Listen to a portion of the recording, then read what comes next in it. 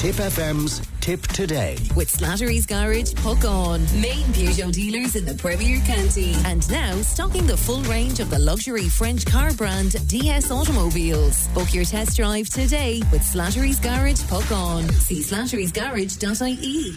Now, welcome back to Nina. As I mentioned at the top of the programme, and God knows we've been talking about it constantly for the past week or so, we are giving away a two-night St. Patrick's weekend stay in Budapest, and we'll be announcing the winner live on this programme tomorrow. And it's all with thanks to Jack Doyle's Irish Pub and Restaurant in Budapest, and the proprietor is Charles Griffin, Tipperary man, who joins me now. Good morning to you, Charles.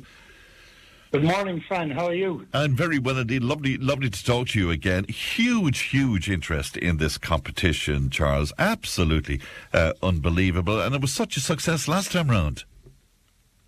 Yeah, that's true. I've been talking to Mike over the last couple of weeks, and obviously a couple of your crew there as well, and they've been telling me about the response, and I've been hearing it from local people I know in Tipperary. So, yeah, it's fantastic, the reception it's getting. And as you mentioned last year, yeah, we had the winner out here, Sandra Lawler, and her husband Owen, and they had a fantastic weekend. So that's why we decided to go with it again and partner up with Tip FM and hopefully try and make an annual competition out of this. Well, we would be delighted to go along with that. I think there's still a little bit of mystery around Budapest and about Hungary. Would you go along with that, do you think, Charles? Yeah, I think it's very surprisingly that still we have people coming, because it was a huge city break destination before 2020. So many people were coming here, and now in the last couple of years it's finding itself again. But I'm always surprised, considering I'm living out here now 18 years, that people still haven't discovered Hungary, because, you know, it was very, very well known in the past. It's an absolutely beautiful city. It has so much history and culture about it. And, yeah, so I suppose there is a kind of a mystery to it. And people, the one thing people always say to me when they come here, they're surprised how beautiful it actually is. Because I don't think people know much about it in advance before they arrive. Of course, but I mean, there's a huge history about Budapest, isn't there? And I mean, that's reflected in the architecture and the culture too. Yeah, I mean, it goes back, you know, the Romans were here first, you know, and obviously it was a huge part of the Austrian Hungarian Empire. It was actually the seat of it. So that's why the buildings such as the Parliament are so magnificent here and stuff like that.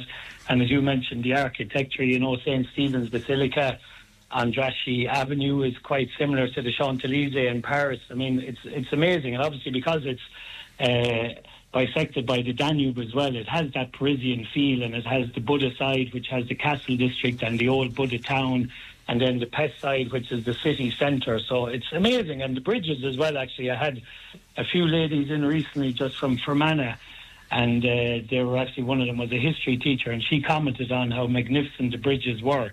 And I suppose that I've been living here so long, you kind of forget how beautiful they are. And she mentioned the Liberty Bridge in particular, and I was kind of going, yeah, you know, she's right. You forget these things when you live here for a while, how beautiful even the bridges are when you cross them every day. What about safety? How safe is Budapest if you want to traipse around there at night? It's very safe. It's considered one of the safest cities in Europe. You know, as we won't be mentioning, or we didn't discuss the last time, some of the government policies here are a little bit controversial. But they make it quite safe. You know, the Hungarian people themselves, they're very easygoing people. They're very family-orientated people. But it's a very, very safe city. And Budapest, that's the one attraction with it as well for a city break. It's a very walkable city. So you can easily move around. Once you know the location of the river and you get your bearings from there, it's very easy to move around the different districts. Most people walk up to the castle district, back down to the city centre. The transportation system here is very, very good, very reasonably priced, you know, with the weekend passes you can get and stuff like that. So, yeah, it's very, very safe. And it's always been, since I've been here, you never hear of any incidents or, you know, you never hear of situations that happen with tourists. Obviously, you have to be careful with some of the taxis and stuff like that. Like every city, you need to know or use the local apps or use a reputable taxi company when you're here. But other than that, to even using the the night buses and stuff like that is very, very safe. As you alluded to there, Viktor Orban is a controversial figure, but there's a couple of interesting things. Lately I read that if a family, if they have one child, the mother gets 25% of her taxation obligation tax-free. If she has 2 children, 50%. 4 children, no tax obligation at all. Now, that's something I wouldn't mind. I wouldn't mind if we imported that here. Yeah, they introduced that a few years ago here. I don't have family myself now, but obviously I know plenty of Hungarians who have taken it up. And obviously, it's a huge incentive to encourage Hungarians to have more children and to start families and stuff like that. And obviously they also give support along with that towards their mortgages and as well towards their transportation. So, it's the government incentive that brought in a few years ago, and it's working very well for the younger people here who are starting off and find it difficult. I can imagine. What's taxation like there, Charles? Sorry? What is the taxation system like there? What is that?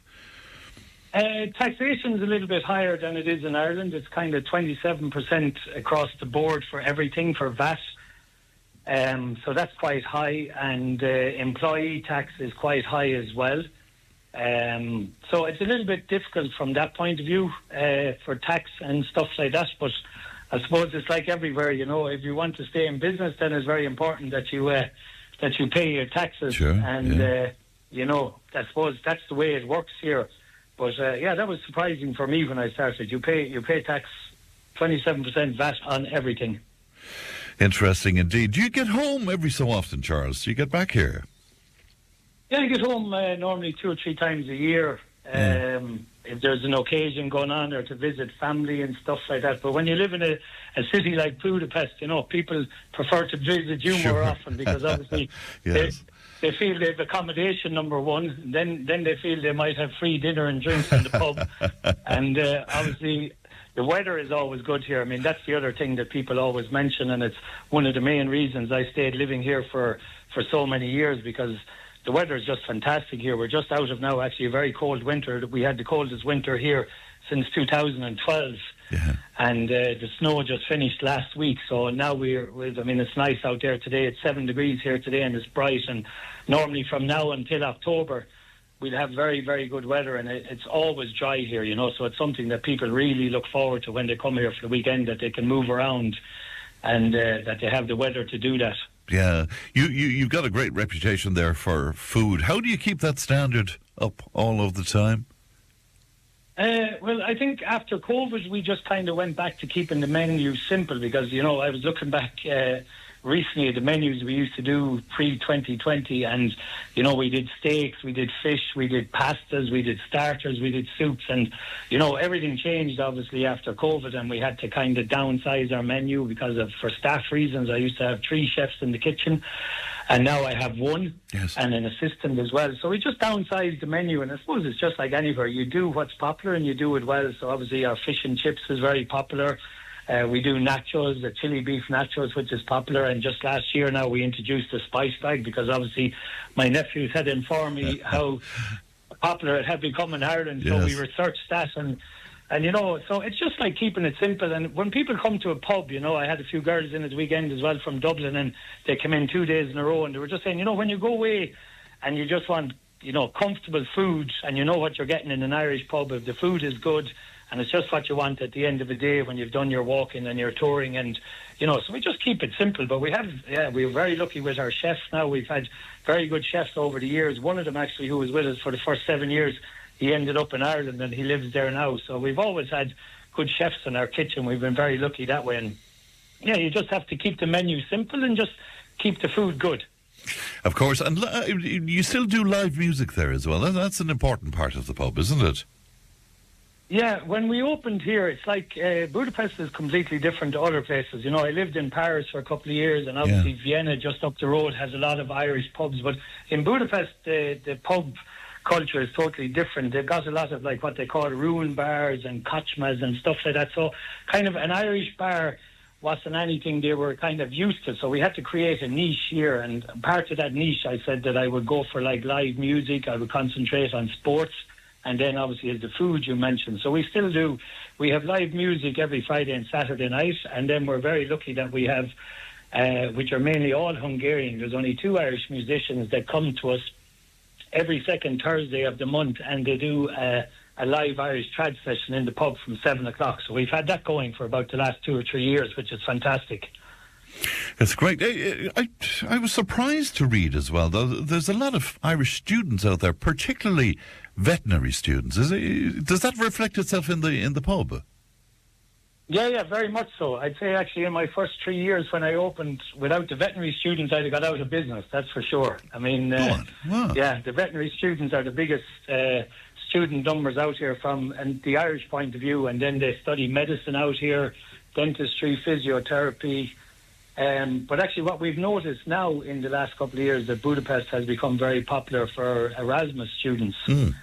So even last Thursday night now with the Six Nations kicking off on a Thursday, I wasn't sure how busy we would be. And then I got a huge crowd of Erasmus students in, about 30, 40, and they were all Irish that had just landed over for their Erasmus, that they'll be here until June. And obviously they had invited the rest of their class to come to the Irish pub to watch the Ireland game. So, I mean, you know, it's fantastic to have them in. So Budapest is a very popular destination for Erasmus students. But as you mentioned, veterinary is still big here as well. But definitely Erasmus has become very popular for Irish students to choose over the last number of years.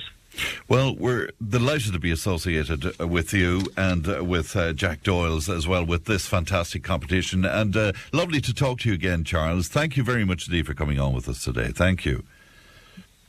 Thank you very much, Fran. And the best of luck to all your listeners in the competition. And we look forward to seeing them in Jack Doyle's in March.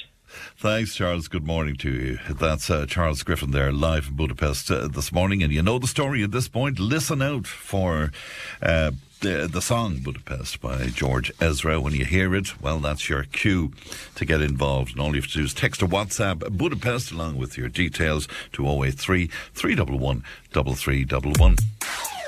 Tip FM's Tip Today. With Slattery's Garage Puck On. Now is the time to pick up your next van. From the award-winning Peugeot Partner van to the Expert and the load-lugging Boxer van. We have big vans, high-roof vans, long wheelbase vans. You'll find them all at Slattery's Garage Puck On. See slatterysgarage.ie.